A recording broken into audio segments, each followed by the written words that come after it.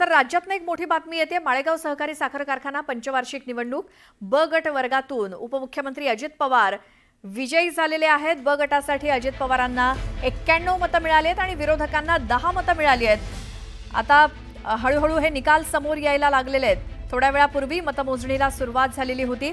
माळेगाव सहकारी साखर कारखाना बारामती याची पंचवार्षिक निवडणूक त्यासाठी मतदान झालेलं होतं। आज मतमोजणी सुरू आहे।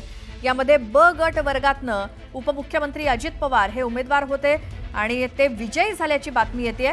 ब गटासाठी अजित पवारांना 91 मतं मिळाली आणि विरोधकांना 10 मतं मिळाली आहेत। त्यामुळे बहुमतानं अजित पवार हे ब गटासाठी विजयी झालेत। आताची मोठी बातमी, माळेगाव सहकारी साखर कारखान्यामध्ये पवार विरुद्ध पवार असा संघर्ष होता आणि यामध्ये ब गटात अजित पवार विजयी झालेत। आमचे प्रतिनिधी जितेंद्र जाधव आपल्या सोबत आहेत। जितेंद्र, हे किती असे गट आहेत ज्यात ब गटातनं अजित पवार विजयी झालेत?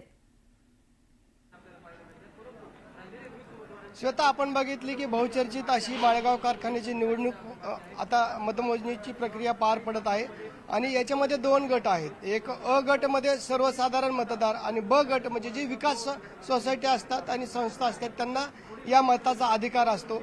थोड्या वेळापूर्वीच ही मतदान मोजणीची प्रक्रिया पार पडली। 101 जणांनी मताचा हक्क बजावला होता आणि याच्यामध्ये 91 मतं अजित पवार यांना मिळालेले आहेत, तर भालचंद्र देवकाते यांना 10 मते मिळालेले आहेत आणि 91 मतांनी अजित पवार यांनी विजय त्या ठिकाणी मिळवलेला आहे। आपल्याबरोबर विरोधी गटाचे म्हणजे सहकार बचाव पॅनलचे प्रमुख आहेत माजी अध्यक्ष रंजन कुमार तावरे। मला सांगा, ब वर्ग गटातून अजितदादा विजयी झालेले आहेत, पहिलाच धक्का तुम्हाला? धक्का वगैरे काही नाही, मी पहिल्यांदा त्यांचं अभिनंदन करतो। परंतु अजितराव पवार जरी उभे राहिले नसते आणि एखादा सर्वसामान्य कार्यकर्ता जरी त्या गटामध्ये उभा राहिला असता तरीही तो निवडून आला असता। या ठिकाणी अजितरावने उभं राहण्याची आवश्यकताच मुळी नव्हती। आत्तापर्यंतचा इतिहास आहे माळेगाव कारखान्याचा, ब वर्गाचा उमेदवार त्यांचा निवडून येतो। 97ला त्यांचा आला, 7ला आला, 2002ला, 2015लाही त्यांचाच आला। त्याच्यामुळे ब वर्गाचं काही वैशिष्ट्य नाही की ते निवडून आलेत, निवडून येणारच होते।